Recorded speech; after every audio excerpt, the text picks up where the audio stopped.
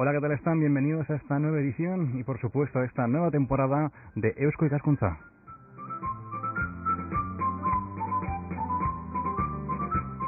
Al igual que otros años y a cargo de otros compañeros, seguiremos trayéndole los temas que más le interesan, en este caso los sábados y a cargo de servidor. Felipe Retamal, ¿quién les habla?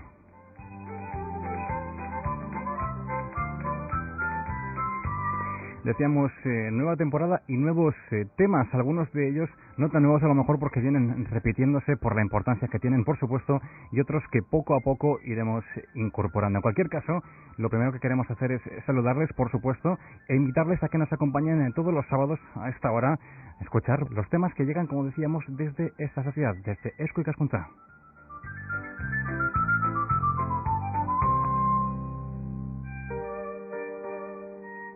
Pero antes que nada, antes de comenzar a tratar el tema que nos preocupa hoy, que no es otro que la obesidad, enseguida empezamos a hablar de ello, escuchamos lo que nos cuenta Vanessa Rodríguez.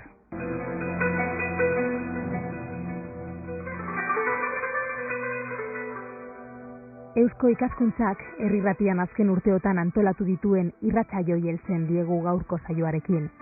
Ordutegiaren aldaketa izan dugu, eta gaurtik aurrera larunbatero egongo gara zuekin, ordu batetatik 3 bitartera. Astero jorratuko ditugun gaiak zuen interesakoak izango direla espero dugu. Dena den, entzuleren batek interesa balu gai konkreturen bat jorratzeko, gurekin edo Eusko Ikaskuntzarekin zuzenean harremanetan jar liteke, bere proposamena egiteko. Programa denon artean egiten dugu, eta Eusko Ikaskuntza iritsi litezkeen proposamenen zain geratzen da.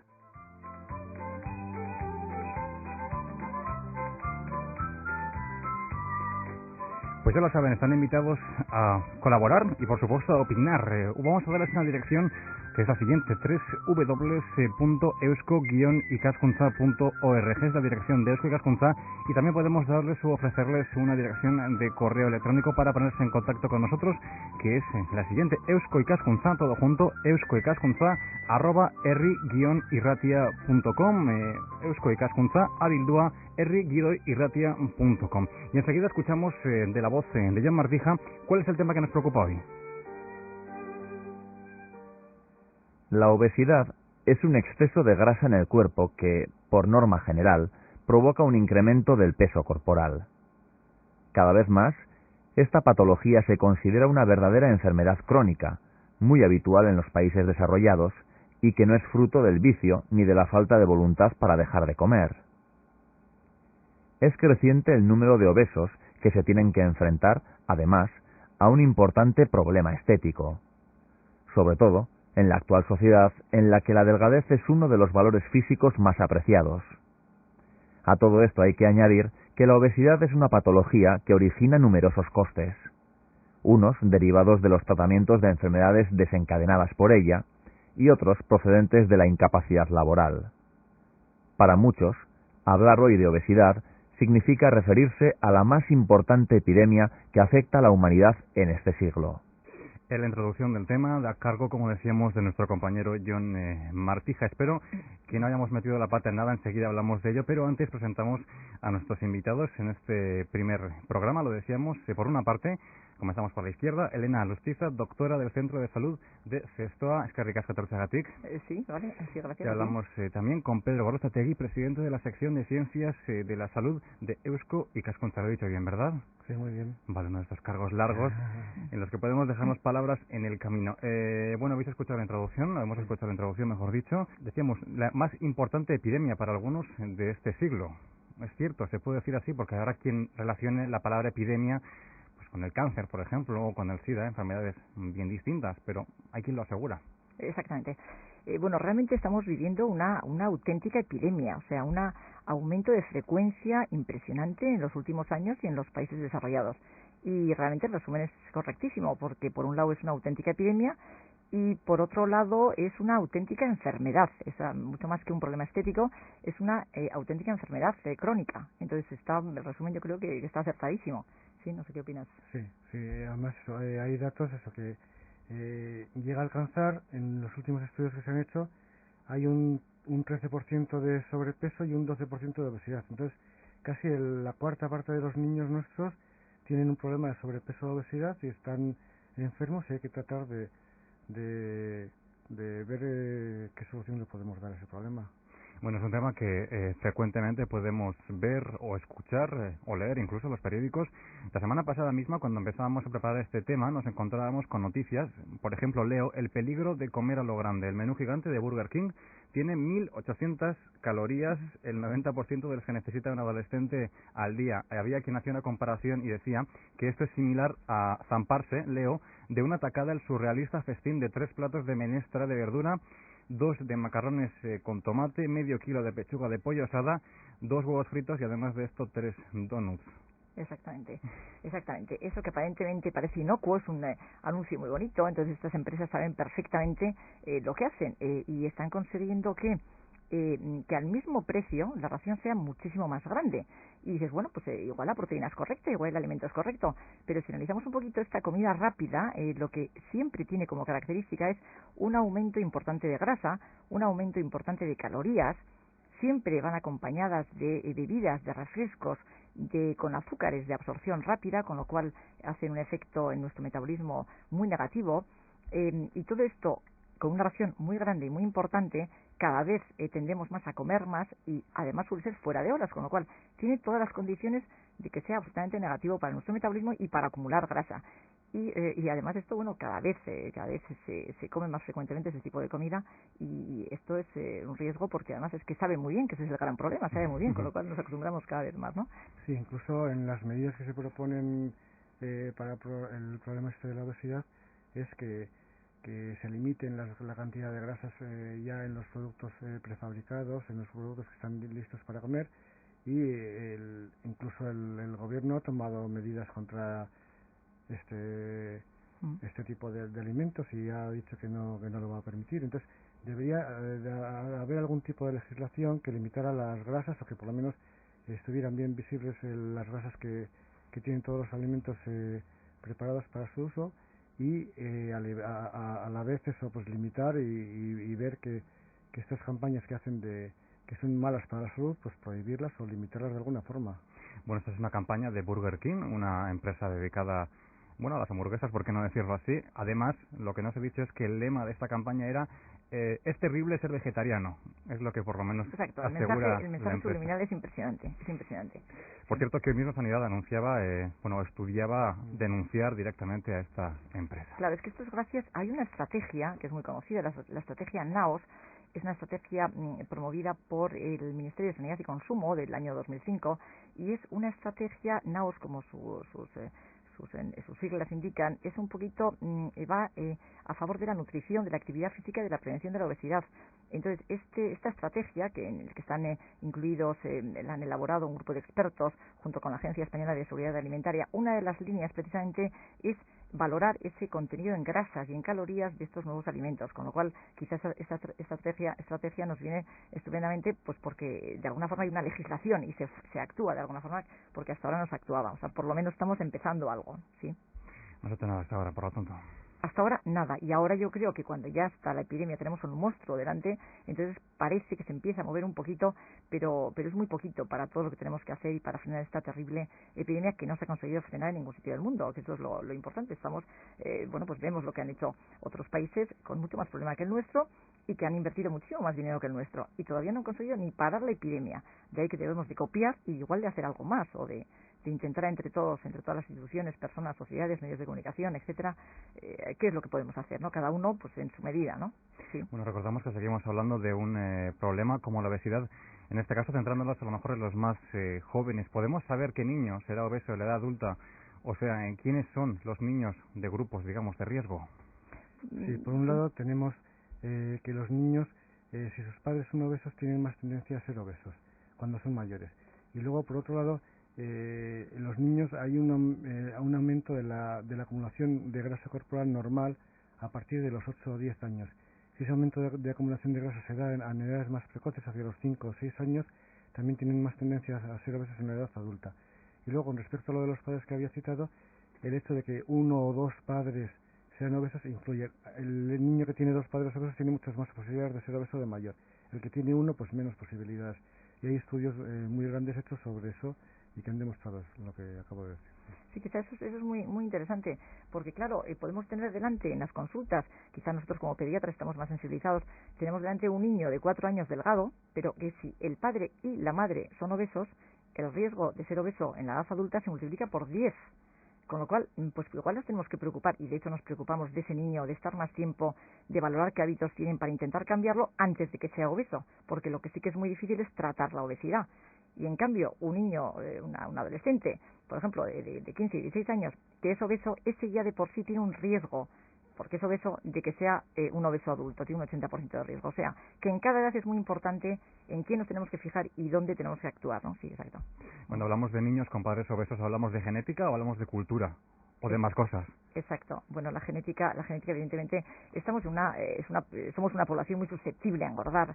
Hemos heredado los genes de nuestros ancestros que la verdad es que acumulaban muchísima grasa. Entonces, esa genética, que la tenemos todos, porque en 15 años ha triplicado la epidemia, las tasas, la prevalencia de obesidad, y en 15 años no han cambiado los genes. Lo que ha cambiado son las condiciones, las normas dietéticas, el estilo de vida, eso es lo que ha cambiado. Con lo cual hemos cambiado, nuestra sociedad ha cambiado, los genes no han cambiado. Es la base que hemos tenido siempre, muy susceptible a acumular grasa, a guardar grasa, pero los genes están ahí hace muchos años. De ahí derivan las causas, me imagino. Exactamente. Entonces, de ahí, por ejemplo, podríamos hablar unos cambios ambientales terriblemente profundos. Pues, por ejemplo, esto que hemos hablado de ese aumento de consumo de comida rápida, como hemos dicho, con mucha proporción de grasas, con muchísima proporción de calorías, y sobre todo, que además estoy repitiendo, yo creo que, insisto, en los refrescos que se comen, que se beben con estas comidas. Estos refrescos tienen un alto contenido en azúcares, o sea, son azúcares de absorción muy rápida, con lo cual hace un efecto muy negativo en la insulina. Y esto, que quizás no es el foro como para explicar ahora cuál es el mecanismo, esto a la larga es lo que va a producir más obesidad, y a la larga nos va a producir probablemente más diabéticos del tipo 2 que hasta ahora no veíamos en la infancia. O sea, este cambio de hábitos de comida está produciendo unas terribles consecuencias.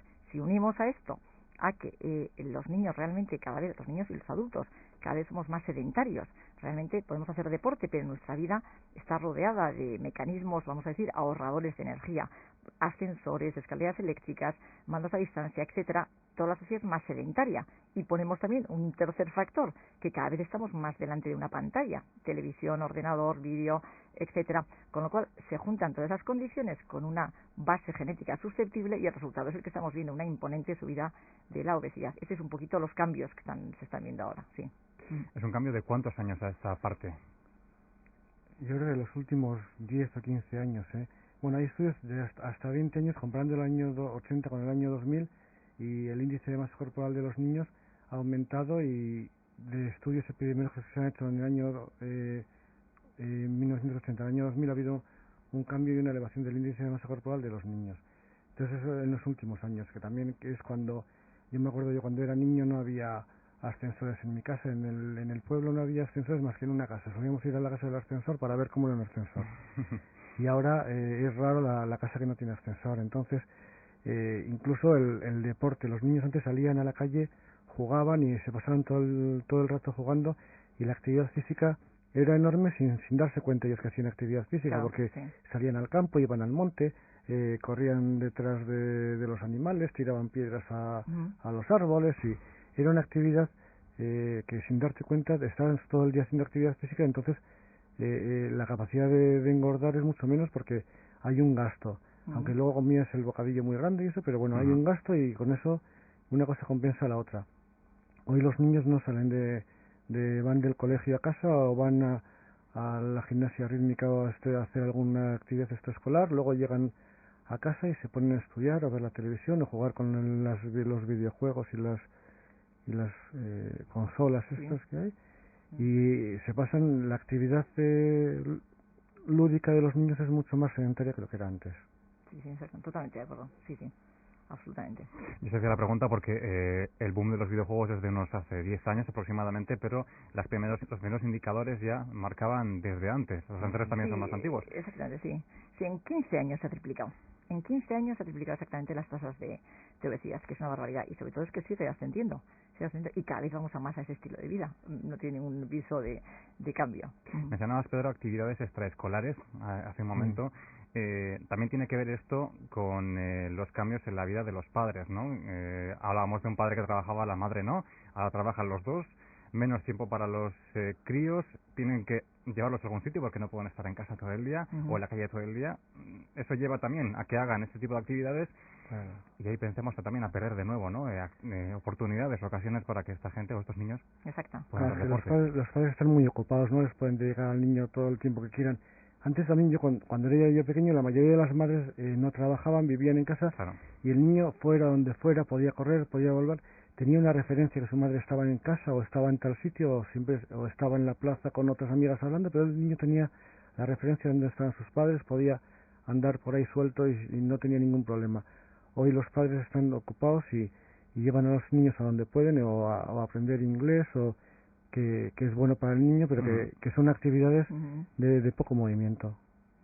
Bueno, precisamente España es uno de los países europeos que se practica menos deporte. Parece que sí, que nos encanta el deporte, pero yo creo que se ve más que de lo que se practica. Y los niños pues muchas veces sí que juegan en equipo, pero el día a día es sedentario. Y llegas a los 15 años y el equipo ha desaparecido. Es decir, ese hábito sedentario se está formando desde la infancia, aunque parece que hacen deporte. Los padres tampoco tienen tiempo, a lo mejor, para dar un ejemplo a sus hijos. Claro. El ejemplo de los padres es fundamental y claro. Y una de las recomendaciones que hacemos a los niños cuando son obesos es que vayan con sus padres a hacer actividades al aire libre y actividades deportivas o por lo menos pasear o incluso eso, pues si tienen que ir del colegio a casa, pues dar una vuelta más grande y andar media hora todos los días antes de ir del colegio a casa. Así andan una hora al día y es una actividad saludable. La suma de factores, por lo tanto, es incontable prácticamente. Exactamente, es multifactorial, absolutamente multifactorial. Exacto. Lo que hace más difícil todavía encontrar soluciones. De todos modos, siempre aparece la pantalla, algún tipo de pantalla, sea la de la videoconsola, la del ordenador, la de la televisión, sobre todo, ¿no? Exacto. Entre estos factores o condicionantes a la hora de hablar de niños obesos. Sí, exactamente. Mira, además hay unos estudios muy interesantes y además con muchísimo rigor que dividen, por ejemplo, a los niños en dos grupos. Niños que están en una pantalla por debajo de 2 horas al día y niños que están en una pantalla por encima de 3 horas al día. Pues bien, en el primer grupo, en los niños que están menos de 2 horas al día, la incidencia de la prevalencia de obesidad es muchísimo más baja que en el otro grupo. O sea, está clarísimamente relacionado con el tiempo que pasan viendo, por la televisión o pantalla. Aparte, al ver la televisión, además estás viendo pues anuncios que te refuerzan esos malos hábitos, con lo cual todavía aumentamos muchísimo más ese refuerzo de hábitos, de formar hábitos. O sea, hace por todos lados, el efecto es bestial. Y cuando dices a unos padres, pues que no vean más de 14 horas a la semana, y dice que va, si ven mucho menos. Luego cuentan los padres y ven más de 14 horas a la semana de televisión, y es bestial, 14 horas a la semana de televisión. Muchísimos niños ven ese tiempo. Exacto. Hombre, hace nada la media estaba en 4 horas aproximadamente de televisión. Exactamente, pero si comentas, pues que no pase de 14 horas, uy, que va, a ver, cuentas, y resulta que muchos niños superan esa media. Y cada vez más superan esa media, porque ya no es tele, es la pantallita, el ordenador, el videojuego, con lo cual todo eso es pantalla, todo eso es sedentarismo. Y cuando se ve la televisión, Pedro Elena, se come, también se pica. Exactamente. O se pica, mejor dicho, más que se come. Es que, claro, otro de los terribles errores es que tenemos culturalmente el picoteo absolutamente y socialmente aceptado. Todo eso se hace picando. Viendo la tele, en el cine, en las películas, se asocia como que es una costumbre más el picar cuando estamos viendo. Y es otro de los terribles errores, otro de los cambios. Cuando has comentado antes qué cambios ha habido, el picoteo. El picoteo se ha instalado en nuestras casas y en nuestras vidas absolutamente. ¿Qué se puede hacer para frenar? A lo mejor es ambicioso decirlo, pero por lo menos hacer una intentona para acabar con esto, claro, o paliarlo. Claro, es que esto es lo que hay una cantidad de artículos, la verdad es que es una discusión absolutamente a nivel internacional de qué se puede hacer, porque lo que ya han visto, sobre todo, como digo, los países que ya están muchísimo más adelantados en cuanto al problema, que lo tienen mucho más importante y a que han invertido muchísimo más dinero. Estos ya ven que el tratamiento de los niños obesos, y para qué decir de los adultos, es absolutamente desalentador, totalmente desalentador. Con lo cual lo que tenemos que ir es a prevenir. Entonces, la verdad es que todavía no hay resultados de cuál es ese protocolo maravilloso que puede hacernos parar o prevenir esa epidemia. Todavía no se sabe, estamos ahí. Hay pequeños indicios de por dónde podemos ir, pero fundamentalmente es si prevenimos antes de que el niño sea obeso, como decía antes, igual un niño de 4 años delgado, con los padres obesos, ahí tenemos que empezar antes de que sea obeso. Intentar coger esos niños que tienen más riesgo de ser obesos. Y si no podemos coger a esos niños antes de que sean obesos, en el momento en que empiecen a ser obesos, cuanto antes empecemos a tratar a ese niño que empieza a ser obeso, mejores resultados tendremos. Esto es muy importante. Y además, mucho más fácilmente y sin ningún problema, cambiando unos hábitos que igual se acaban de instaurar. Si esa obesidad o ese sobrepeso lleva varios años, cuesta muchísimo y es eso, desalentador. Ese es el gran problema. Con lo cual hay que ir a prevenir desde la sociedad, desde nuestras consultas y desde todas las instituciones. Exacto. Sí. Prevención, por lo tanto, como en otros casos. Exactamente, sí. Exactamente. ¿Cuál es el referente? Porque siempre hablamos o mencionamos otros países. Yo creo que está Estados Unidos, ¿no?, en la cabeza de todo. Exactamente. Es el que más invierte, es la primera enfermedad que les produce un gasto impresionante y realmente son los que más publican, los que más trabajos hacen y los que más presupuesto han dedicado a esto y no lo han conseguido. Por eso nos vemos un poquito ahí, porque vamos, en muchas facetas de la vida seguimos un poquito, desgraciadamente, en muchos casos, lo que están haciendo ellos y vemos que los resultados son desalentadores. Por eso ahora se intenta prevenir, que es el mensaje que estamos intentando dar desde pediatría, de atención primaria, sobre todo prevenir esa obesidad, cambiar hábitos, empezar a ordenar desde que son pequeños los niños, que ese es el problema, porque los padres tienen que cambiar de hábitos y el problema tenemos aquí el problema con los padres, con las familias, con los adultos, que somos mucho más difíciles que los niños. Sí. Imagino que conocéis este estudio, se presentaba el año pasado en el marco de los cursos de verano. Indicaba que el 13% de los jóvenes vascos se presenta sobrepeso, un 11% obesidad y un 15% delgadez. Un informe que revelaba que, si bien esta cifra es inferior a la estatal, situada en un 16%, y se aleja del 20% de Estados Unidos, sí, de 5 niños, 1 sería obeso, sí, está muy por encima de la cifra rusa, que es un 6, o la china, que es un 3. La China está aumentando terriblemente en este último año, precisamente por estas empresas alimenticias que acaban de entrar, pero brutalmente, en un año, brutalmente. China está cambiando terriblemente y se está acercando a nuestros países. Y nosotros nos parecemos a los países mediterráneos, que curiosamente estamos por encima de la media europea. Por encima de, aquí, por ejemplo, en España, es más baja, claramente más baja. Aquí estamos un poquito, casi en la media, un poquito por debajo. En el noreste tiene más baja y tiene más alta en Andalucía y en Canarias, más o menos. Pero las cifras son muy preocupantes y estamos por encima de la media europea, por encima, muy parecida a los países mediterráneos. Curiosamente, países mediterráneos que tenemos la dieta mediterránea y que los niños y nosotros cada vez menos no comemos la dieta mediterránea, cada vez nos alejamos más de la dieta mediterránea.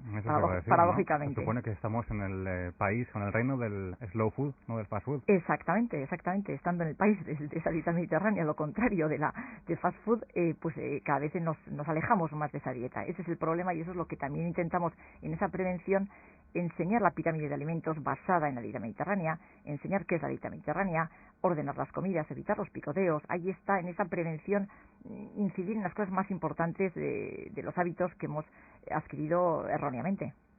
Pedro, es difícil. Sí, no, es difícil porque los padres tampoco tienen mucho tiempo para hacer las comidas y entonces la comida rápida es una cosa que en un momento determinado coges una pizza, la calientas y no tienes que preocuparte de hacer la cena. Es mucho más complicado ir a comprar verduras, comprar tomates o comprar lo que sea o hacer un cocido, o hacer una alimentación que lleva más tiempo en la preparación y no tenemos tiempo en nuestras casas. Todos andamos corriendo, no tenemos tiempo para nada y entonces recurrir a la comida rápida y a comidas que no son saludables es mucho más fácil. Hay una serie de...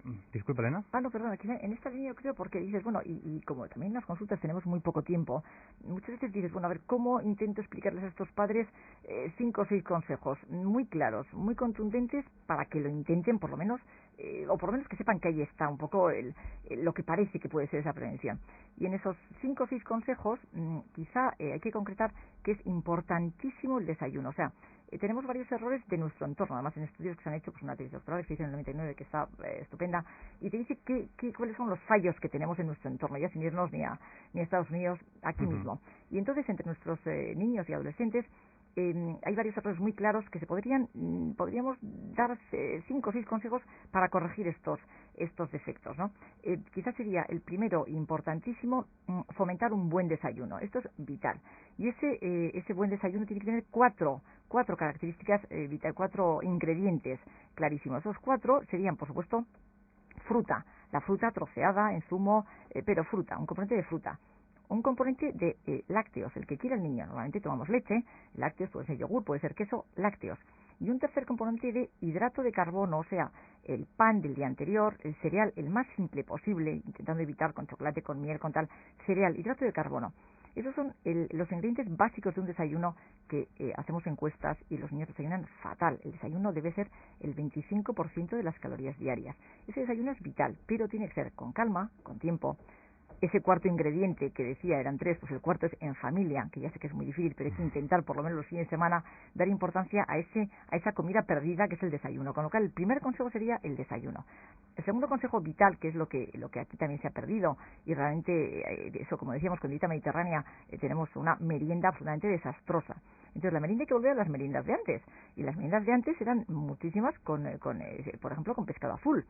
Pues por ejemplo, bocadillos de atún, de sardina, de anchoa, también pues un bocadillo de queso, un bocadillo de queso y membrillo, también de vez en cuando un bocadillo de embutido de jamón, el embutido del pan con tomate, los catalanes con aceite de oliva y con tomate, sí. Un bocadillo pequeño de los clásicos de siempre, unido a un lácteo y unido a una fruta, sería una excelente merienda. Nadie merienda bien, el 80% de los niños meriendan fatal o no meriendan, es un terrible error. Entonces quizá con ese desayuno, con esa merienda correcta. El tercer consejo vital es que en casa no haya refrescos. El refresco es absolutamente nocivo y está culturalmente aceptadísimo. El refresco, por un lado, aparte de esos azúcares de absorción rápida que hacen un efecto muy negativo, aparte de eso, evitan que tomemos un lácteo, con lo cual toman menos leche. Y además esos refrescos tienen muchos fosfatos, con lo cual evitan que se absorba el poco calcio que estoy tomando. Con lo cual, por todos lados, el refresco tiene un efecto nocivo ya no solamente para la obesidad, sino para una posible osteoporosis que al niño ahora no le importa, pero luego le importará. Es decir, el refresco absolutamente no se debe de comprar y no tiene que haber en casa, en las casas. Pues un día de un cumpleaños se toma un refresco, pero no como hábito, como normalmente se toma. Ese sería el tercer consejo. Quizá el cuarto, que es el que has comentado tú antes, vital, es evitar picoteos. En casa no se pica entre horas, no hay nada para picar. Hay un estupendo desayuno, una estupenda comida, una estupenda merienda y una estupenda cena, variada, amplia, con todos los componentes y muchísimo más divertida y variada de lo que se hace ahora, pero no hay nada para picar. En esto tenemos un gran problema los adultos, no podemos vivir sin tener nada en casa para picar, es casi imposible que en una casa no haya despensa para picar. Ese sería el cuarto y fundamental consejo. El quinto sería ese que hemos comentado de la televisión, que sería no pasar de las 2 horas al día, que ya está bien, de pantalla, que ya está bien, 2 horas al día de pantalla, y ya por fin el sexto sería favorecer ese ejercicio físico, pero simplemente evitando hábitos, evitando ese sedentarismo. Pues igual subimos las escaleras andando, pues igual estamos en un aeropuerto y vamos andando por el pasillo normal y no por lo que es el suelo mecánico o la alfombra mecánica, todo ese tipo. Si conseguimos esas 6 cosas con un poquito de tener el concepto de lo que es la pirámide de la dieta mediterránea, pues yo creo que podríamos asegurar que por lo menos frenamos la epidemia. Y son 6 consejos pues que no parecen tan difíciles, pero en la práctica son terriblemente difíciles. Es un poquito las líneas, un poco a seguir, ¿no?, de lo que podemos hacer y lo que hacemos en las consultas de atención primaria. Sencillos pero casi utópicos, ¿no?, en la sociedad de las prisas y de la comodidad. Sí, pero si te fijas, pues desayunas bien, pues con levantarte un poquito antes, pues igual no es tan difícil. La merienda es cambiarla y volver a esas maravillosas meriendas de cuando éramos pequeños. El agua, pues simplemente no hacerla comprando, comprar refrescos. O sea, si te fijas, no es tan difícil, pero cuesta mucho. Un hábito, cuando se forma un hábito, cuesta mucho quitarlo. Y entonces es cuestión de que entre todos nos vayamos diciendo estos 6 consejos. Son muy sencillos, muy sencillos, pero que cuestan mucho, como dices tú, el quitarlos, ¿no? Quizá eso es un poquito por donde podemos empezar, ¿no? Sí. La figura del pediatra es muy importante, por lo que veo. Bueno, Pedro. Es que no, bueno, nosotros somos pediatras los dos y eso, en atención primaria yo creo que sí que se establece una relación de confianza entre los padres y el pediatra. El pediatra le conoce al niño desde claro, que ha nacido y los padres también han consultado todas las dudas que han tenido sobre su salud con el pediatra. Entonces, si llega un problema de obesidad o de cualquier otro tipo, es el que mejor le va a aconsejar y el primero al que tienen que recurrir, yo creo. Y en el caso contrario también, yo recuerdo que servidor cuando era más joven fue con su madre al pediatra diciéndole que el niño estaba delgado y que qué podía hacer. Y el pediatra dijo que nada, que había que dejar que hay veces también que queremos que los niños estén rechonchos para que estén bien. Y hay padres que se preocupan de que si el niño no come todo lo que se le ha puesto en el plato, igual le está poniendo en el plato al padre más de lo que el niño tiene que comer, y el niño come lo que su apetito le dice que tiene que comer. No hay que forzar a los niños nunca a comer. Es un error también muy grave. Pero con los niños parece que si están delgados no están saludables. Claro, pero bueno, tenemos... Puede parecer, por lo menos. Claro, pero es que se asocia, yo creo que también esto es un poquito como de antes, ¿no? Se asocia la obesidad con la salud. Y entonces muchas veces pues cuando una madre dice pues el niño está delgado, pues muy fácil, se le pesa, se le talla, se miran las gráficas y ya algunos niños están delgados, pues bueno, se le da con la misma dieta mediterránea simplemente un poquito más de calorías. O sea, es una cosa muy sencilla, pero se ven. Lo que pasa que muchas veces dicen este niño está delgado y se le explica a la madre que el niño está estupendamente. Otra cosa es que ella, su idea es que para ella, para su concepto de salud, está delgado, pero no. Entonces explicarles cuál es la realidad, si está realmente delgado o no, que sí que de vez en cuando, claro que hay niños delgados y bueno, pues nos sentamos también para hablar de lo contrario. Exacto. La idea de la malla de la moña también hay que mencionarla. Exactamente, que es lo de la madre, pero multiplicado por 10.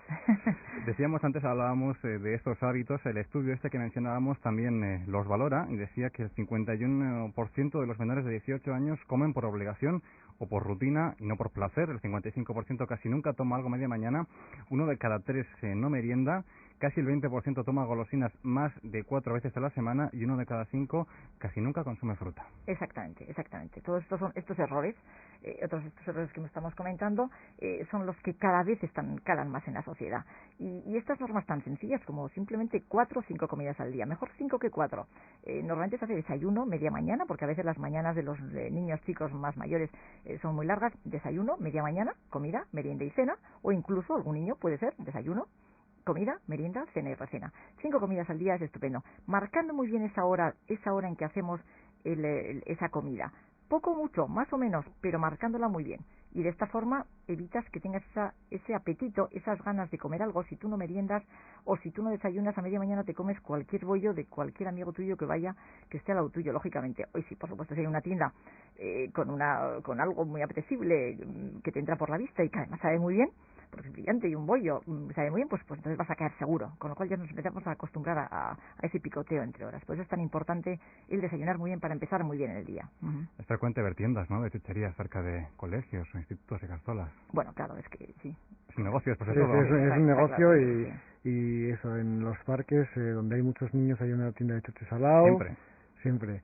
Entonces eso, las tiendas libres no se puede limitar, pero igual desde educación sí que deberían hacer pues que no hubiera tiendas en los colegios o que no hubiera máquinas dispensadoras de chucherías o de bollos en los colegios. Eso sí que se podría hacer desde educación a nivel de todos los centros, tanto públicos como concertados y como privados.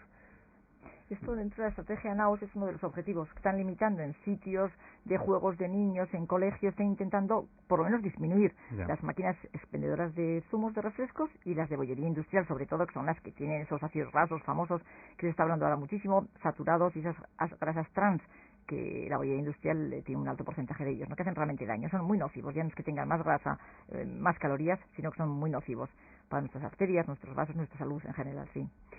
Sin entrar en el clásico debate de quién tiene más responsabilidad, si el colegio o el padre, la familia o el tutor, sí que también podemos hablar, ¿no?, de la labor que se realiza desde castolas, desde colegios e institutos para intentar colaborar en la medida de lo posible contra este problema. Exactamente. Sí, yo no sé si en realidad se está haciendo algo a nivel de castolas y eso para limitar el problema. En la alimentación que se da en los colegios sí que es una alimentación adecuada. Pueden tener un consejo y la comida que se da en los colegios en general está es equilibrada y está bien hecha. Ahora que yo no sé si tienen el cuidado de que no haya máquinas expendedoras, de que no haya acceso a refrescos, y eso no sé si tienen en cuenta. Las comidas sí. Quizás una de las cosas también que nos proponemos desde Atención Primaria de Pediatría, tenemos un grupo un poquito más dedicado a la nutrición, y es intentar marcar un poco las líneas, porque yo creo que los profesores están deseando hacer algo. Ellos son los primeros que si pueden realmente, pero quizá en cada estamento yo creo que tienen que saber las claves, pues así como desde Pediatría decimos 6 consejos muy claros para empezar a andar. Yo creo que ellos también necesitan tener unas pautas muy elementales, muy básicas también para empezar a andar. Y quizá nosotros somos los que tenemos que mover un poquito desde la pediatría, desde la salud, a diferentes estamentos, que es lo que también esta estrategia NAOS del Ministerio de Sanidad y Consumo también intenta en el ámbito educativo, que realmente es vital, es enseñar a los niños y enseñar a los profesores y enseñar a los padres, claro. O sea, todos, cada uno en su medida, tiene que saber qué es lo que puede hacer, ¿no?, con lo que tiene delante. Se habla muchos estos días de una asignatura de educación para la ciudadanía, a lo mejor también que centrarse o por lo menos tratar ese tipo de temas. Claro, sí. Pero yo creo que de educación para la salud ya hay algún tipo de asignatura en los colegios, que lo de la ciudadanía es otra cosa diferente, es ya como cuando yo era pequeño había formación del espíritu nacional, que no les preocupaba nada a los sacerdotes entonces. Ahora esto parece que sí, Pero eso, no, pero algún contenido en el currículum del niño de problemas, de pautas educativas con respecto a la salud sí que hay. Sí, quizás podría haber más, ¿no? Un poquito más así, pero sí, exacto. Parece que el tema no se ha tomado en serio hasta ahora, ¿no? Siempre vemos campañas sobre tráfico, campañas contra las drogas, contra el SIDA, pero campañas dedicadas o por lo menos centradas en un problema tan grande, ¿no?, como la obesidad. Yo por lo menos no recuerdo ninguna. Claro. Es que claro, igual los proyectos lo estábamos viendo ya desde hace tiempo. Bueno, sí, bueno, fíjate que hay una editorial en una revista de las de mayor impacto de pediatría y dice, hace muy poquito dice, fíjate que advierte de la importancia de prevenir la obesidad desde la infancia comparándola, y además la compara así, gráficamente con el gigante dormido que despierta. Esto nosotros desde hace ya varios años estamos leyendo, estamos en ello, lo vemos en las consultas, pero ahora empieza a calar en la sociedad, ahora es cuando empieza a calar, y realmente ahora es cuando pues empieza a haber estrategias, se empieza a mover la gente, y es cuando realmente, pero claro, es que tenemos ya el problema encima, es que estamos viendo niños con diabetes 2, diabetes 2 que para que bueno, pues para que nos entendamos es la diabetes que hasta ahora era la diabetes de los mayores, que decíamos, esos mayores que tenían esa resistencia a la insulina y que tenían la glucosa, el azúcar que se dice en la calle alto. Bueno, pues esa diabetes 2 que muchas veces en estos momentos está una de las causas principales es la obesidad, estamos viendo en adolescentes, o sea, ya ahora en Estados Unidos, ahora, y aquí lo empezaremos a ver. Ya ahora, el 50% de los adolescentes obesos tiene diabetes 2, 49% exactamente. O sea que es terrorífico ese aumento de diabetes 2. Y esa diabetes pues da muchos problemas de calidad de vida y por supuesto de muerte precoz, que al final es lo que estamos intentando. Pues estamos hablando de reducir la esperanza de vida a 10 años. O sea que la cosa es importantísima. Quizá la sociedad ahora se empieza a dar cuenta. Aquí nadie quiere ser agorero, pero enfermedades derivadas de la obesidad, por ejemplo, tenemos diabetes 2, pero otras tantas, ¿verdad? Claro, pero todas ellas van juntas de una cosa que se está hablando mucho, de una enfermedad que se está hablando mucho ahora en los periódicos, que se llama el síndrome metabólico. Y todo eso, todo ese conjunto de enfermedades que vamos a decir que forman ese síndrome metabólico, están unidas y una de ellas es el colesterol alto, otra es la diabetes, otra, por ejemplo, toda ella está unida con la obesidad, todas ellas juntas, y todas ellas, ¿y por qué me preocupan? Me preocupan porque todas ellas juntas me van a dar un aumento de riesgo de esa enfermedad cardiovascular que es el infarto, que es la angina de pecho, que es el accidente vascular, que es la trombosis. Todas esas juntas me dan ese problema, y ese problema que me da, que me puedo morir antes. O sea, en una palabra, al final estamos hablando de unas cosas muy serias, que es una muerte precoz. Y me olvido de los problemas medianos o leves, que bueno, yo no creo que son tan medianos o leves, como son pues problemas, por ejemplo, de asma. Cada vez se está hablando más la asociación causal que existe entre la obesidad y el asma. Tiene que ver. Sí, hasta ahora se pensaba que era más por problema mecánico. Un niño obeso pues parece que tenía dificultad y que no era asma. Y ahora hay unos estudios con muchísima base y una metodología muy rigurosa que explican esa causalidad, o sea que la obesidad por una serie de proteínas que produce esa grasa, que hasta ahora se pensaba que la grasa era una cosa muerta que no producía nada. Bueno, pues ahora se ve que esa grasa produce péptidos y proteínas que tienen efectos hormonales y efectos sobre unas proteínas, pues por ejemplo, que las que se asocian un poquito con el asma, y ahí parece que está la clave de que esa masa grasa está aumentando la incidencia de asma, y cada vez esta hipótesis está más formada y realmente hay una metodología muy seria. O sea que aparte pues, puede haber más asma y aparte puede haber más problemas psicológicos, que nos olvidamos de eso tan importante. Nos quedamos en los físicos siempre, claro, parece, nos ¿verdad? quedamos en los físicos, pero claro, exacto, sí. Problemas, por ejemplo, cuando hablamos pues de los por ejemplo psicológicos. psicológicos, pues evidentemente se tiene la idea de que el niño obeso es feliz. Bueno, eso para nada. El niño obeso sufre, el niño obeso lo pasa muy mal, el niño obeso tiene la autoestima más baja, el niño obeso está más aislado, el niño obeso come para compensar un poquito, la comida le produce un placer, pero un poco para compensar su sufrimiento. Y de hecho, bueno, pues por ejemplo hace unos meses hay un artículo estupendo que incluso dice que los niños obesos tienen pues un y medio más riesgo de que los otros niños de sufrir bullying, por ejemplo. O sea, son los niños y resulta que los que realmente hacen el bullying también hay más obesos entre esos que hacen. O sea, es decir, son niños que sufren con la autoestima más baja, que lo pasan terriblemente mal, que están acomplejados, la autoestima lo tienen bajísima, y al final todo eso en un niño en desarrollo que su personalidad está formando, pues evidentemente las consecuencias futuras yo creo que cada uno las puede conocer perfectamente. Aquello de gordo. Exactamente. Todavía funciona, pensábamos que estaba olvidado ya. Sigue siendo un insulto, ¿no? ¿Por qué no decirlo así? Exactamente, sí, exactamente. Está muy mal visto hoy en día y los mismos niños son los primeros que yo creo que marginan al obeso, terriblemente, y tenemos que alertar un poquito, no alertar. Además, el mensaje, yo creo que parece que estamos viendo todo como horrible, como esta tertulia, pero yo creo que el mensaje es exactamente al contrario. Yo creo que es un canto de prevenir, de coger al niño antes de que sea obeso, de cambiar de hábitos, de que vivamos mejor y con más calidad de vida, de que comamos mejor y más variado, de que disfrutemos más comiendo. El mensaje es al contrario, y quizá yo creo que es muy importante que tenemos que hablar menos y actuar más. O sea, en las consultas continuamente se le dice, pues no, es que este niño come mal. No, si no hay que decir nada, hay que cambiar de la cesta de la compra, por ejemplo. ¿Qué es lo que compramos? Hay que actuar más y no decirle tanto al niño que es gordo, que el niño es el que menos culpa tiene en toda esta historia. ¿Qué peligro hay de que el niño, el joven o el que reciba este mensaje reciba otro, por otra parte, el famoso que habla de la delgadez, de la anorexia, de la bulimia y que le obliga a comer y que se mezclen los dos, ¿no? Y que diga, ¿qué hago? Sí, no, pero el problema de la bulimia y de la anorexia aparece ya en edades mayores, sobre todo en niñas y hacia los 14, 15 años. Si estamos hablando todo el rato de actividad preventiva y de enseñar a comer y de una dieta saludable.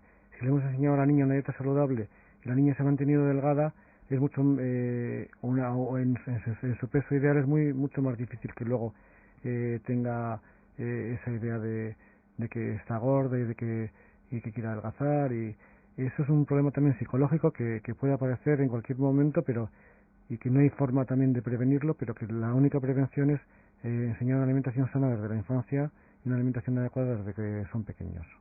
Y con esos consejos, además, esa prevención desde la nutrición y desde los hábitos, vamos a conseguir frenar las dos cosas. Frenar, por un lado, esos problemas de conducta alimentaria y, por otro, la obesidad. Es decir, el objetivo es el mismo. O sea, no porque expliquemos estos consejos para frenar esta epidemia vamos a ir en contra del otro, no. Al revés, vamos a favorecer el evitar las dos líneas, ¿no? Los dos extremos. Exacto. Claro, porque parece que vamos a los extremos. Claro. Pero tienen su relación, ¿verdad? No, y hay padres también que les preocupa. Dicen, ahora le voy a decir a la niña o al niño que coma menos. No se debe hacer anorexia con el tiempo.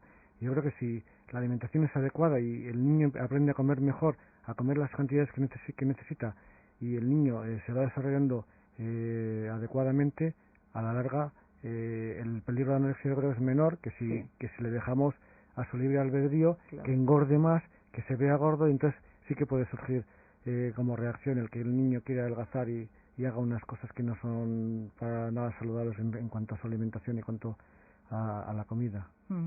¿Tenemos claro cómo es un niño obeso o a partir de cuándo podemos llamar a un niño obeso? Sí, normalmente hay una forma muy sencilla, que además todos los pediatras utilizamos, hay una forma muy sencilla, hay unos métodos muy sofisticados. Como has dicho al principio y como habéis comentado en el resumen, en realidad la obesidad o el sobrepeso es exceso de grasa, no de peso, con lo cual nos interesa medir la grasa. Y la forma indirecta más sencilla para medir la grasa y que realmente se relaciona directamente con la grasa que tenemos en el cuerpo es un índice que es muy, muy famoso y muy conocido, que es el famoso índice de masa corporal. Simplemente es calcular el peso en kilos y se divide por la talla en metros al cuadrado, es decir, peso partido por talla al cuadrado. Esto te da una cifra y simplemente esa cifra, todos los pediatras tenemos tablas en todos los ambulatorios, y esa cifra se compara con las medidas normales de referencia de nuestra población. Si ese índice de masa corporal supera un percentil, una línea, que es la línea 85, por ejemplo, supera esa línea, se considera que ese niño tiene sobrepeso. Eso hay un consenso internacional de considerarlo así. Si esa línea, si ese punto donde colocamos al niño o la niña supera esa línea del percentil 95 de nuestras tablas, se llama obesidad. Esto es más que nada para que sepamos de qué hablamos. Y entonces podemos saber exactamente, con una fiabilidad altísima, que ese niño le sobra grasa.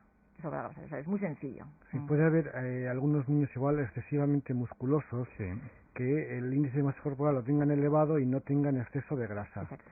Pero es unos niños concretos que también el pediatra, cuando les ve en la consulta, dice, pues tienes el índice de masa corporal elevado, pero en tu caso no hay ningún problema porque te veo que no tienes exceso de grasa. Para determinar el exceso de grasa habría otra fórmula que sería, por medio de compases, medir la grasa en determinados sitios del cuerpo, y eso está establecido también cuántos son los límites máximos de grasa en cada zona. Eso lleva más tiempo, no tenemos muchas veces en los centros de salud tampoco esos métodos, pero el pediatra, si le ve al niño, ya le va a decir, pues el índice de masa corporal lo tiene elevado por exceso de grasa o parece que es por exceso de masa magra y entonces no tiene ningún problema. Exacto. Es que el padre lo tiene claro, debería tenerlo después de consultar al pediatra. Exacto, yo creo que es obligadísimo el seguimiento de ese índice de masa corporal en las consultas pediátricas. Esa es la mejor forma para prevenir, para adelantarnos y para que los padres sepan exactamente que todos estamos bien y que todos no estamos en un peso correcto. Lo mismo que se ve la talla y lo mismo que se ve el resto de las de la exploración física de un niño, ¿no? No pueden correr el riesgo a lo mejor algunos de decir, bueno, está gordito, pero sin más, ¿no? Ya adelgazará cuando crezca, ya estirará. Ya, pero es lo que decía antes la doctora Lustiza, que si le dejamos más tiempo, luego la capacidad de que el niño adelgace o que el niño recobre su peso ideal por medio de la dieta y por medio del ejercicio es mucho más difícil que si lo cogemos mucho antes. Bueno, pues nos han escuchado, espero por lo menos esto último, que no es una tontería. ¿Existe alguna obesidad en los niños que está producida por alguna otra enfermedad? Pues sí, la verdad es que lo que yo creo que nos interesa, yo creo que a la gente le interesa, es que más del 90% de las obesidades y sobrepesos son, como hemos llamado, exógenas, o sea, es decir, por exceso de calorías y por poca actividad física. Pero sí que hay que saber que hay un porcentaje pequeño, pero hay de problemas, pues por ejemplo, endocrinológicos o neurológicos o malformativos, que sí que realmente hay que estudiarlos y que es otra historia y no tiene nada que ver con la obesidad. Quizá como clave, cualquier niño obeso normalmente tiene una talla, tiene un desarrollo un poquito por encima de la media con respecto a niños de su clase. Normalmente un niño obeso y bajo es un motivo claro de consulta al pediatra inmediata. Así que un niño, como clave, un niño obeso y bajo sí que realmente hay que estudiarle, pero ya en otro sentido. En otro sentido, exactamente. Quizá esa es la única clave, yo creo que puede ser importante, ¿no? Sí. Sí, además hay veces que incluso los padres están contentos porque aunque le ven al niño obeso, dicen, pero está el niño alto. Pero no es que está el niño alto que va a tener una talla futura mayor, va a tener una talla futura a la que le corresponde. Pero en ese momento, por el exceso de ingesta de calorías, pues el niño está más alto, pero a la larga no va a tener una talla mayor, que es lo que les interesa a los padres en realidad. Buscando en internet nos hemos encontrado con una serie de mitos, espero que sean todos correctos. Uno dice, la obesidad es causada de manera exclusiva porque los pacientes comen demasiado.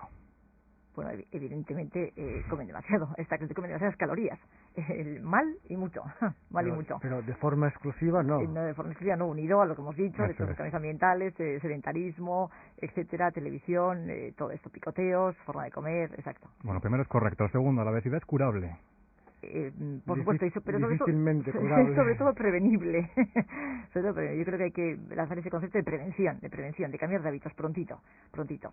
La obesidad es una enfermedad de la glándula tiroides. No. Los niños que tienen o los adultos que tienen enfermedad de la glándula tiroides pueden tener obesidad, pero la mayoría no tienen ningún problema de la glándula tiroides. Los nuevos fármacos para obesidad pueden ser adquiridos libremente y no conllevan ningún riesgo. Es el cuarto mito. Rotundísimamente no. O sea, se ha demostrado además contundentemente, precisamente con evidencia, con artículos con evidencia en medicina, se ha demostrado absolutamente que se descarta que no es efectivo el tratamiento farmacológico en niños por debajo de 14 años. Absoluta y rotundamente. Así como las dietas hipocalóricas tampoco, a medio y largo plazo no funcionan. Es decir, la clave del tratamiento en niños está en el cambio de hábitos, en ordenar las comidas, en aumentar la actividad física y en los cambios conductuales familiares, no farmacológicos. Absolutamente, rotundamente no. Una fórmula casi matemática, niño obeso igual a niño sano. Pues ya hemos dicho que no. Creo que el queda niño claro, sano ¿verdad? Tiene que tener el peso ideal, el niño obeso no tiene el peso ideal. Otro más, si una persona obesa no consume azúcar, jamás desarrolla diabetes. No, la diabetes también tiene unos factores genéticos muy importantes. Los factores genéticos pesan, pues en un porcentaje muy alto. Pero si si tomamos habitualmente esos azúcares de absorción rápida, vamos a decir que compramos boletos para tener una diabetes primero más precoz y más fuerte, pero sobre todo más precoz. O sea, nos adelantamos a esa genética, potenciamos esa genética. Exactamente. El último dice simplemente que es imposible cambiar la conducta alimentaria de una persona adulta.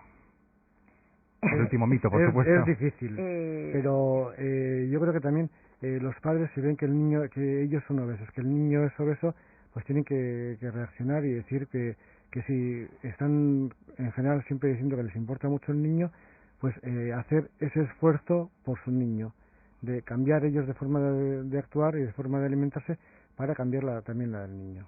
Yo estoy totalmente de acuerdo con esa frase que has dicho. Yo creo que los adultos, yo confío muy poco en los adultos y muchísimo en los niños. Y nos hacemos cómplices de los niños en las consultas. El problema está en los padres y en los abuelos.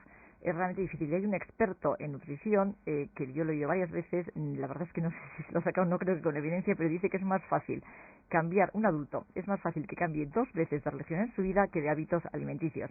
Con lo cual, yo es que estoy absolutamente convencida que el problema son los padres y los abuelos y no los niños.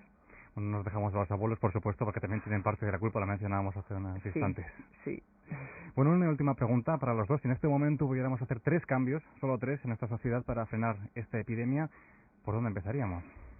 Sí, yo creo que, bueno, un poquito leyendo todo lo que hay por ahí, si pudiéramos hacer 3 cambios, y bueno, pues aquí en el entorno que tenemos, ¿qué podríamos recomendar? 3 cambios fundamentales en la sociedad, probablemente podrían ser el agua como única bebida para los niños. El agua es importantísimo, con lo cual no hay en casa refrescos. Quizá el segundo sería eliminar todas las máquinas expendedoras de refrescos y bollería en los sitios de ocio de los niños y, por supuesto, en las salidas de los colegios.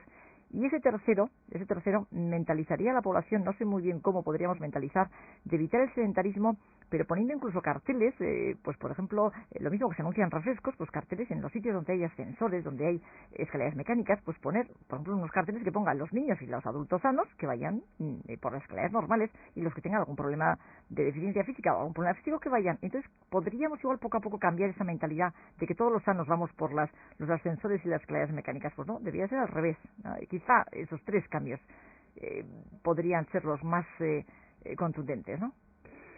Pedro Grotategui, Elena Lustiza, gracias por estar con nosotros esta semana y esperemos que la próxima vez que nos reunamos pues tengamos una discusión un poquito menos pesimista que la de hoy, ¿verdad? No, yo creo que es optimista total, sí.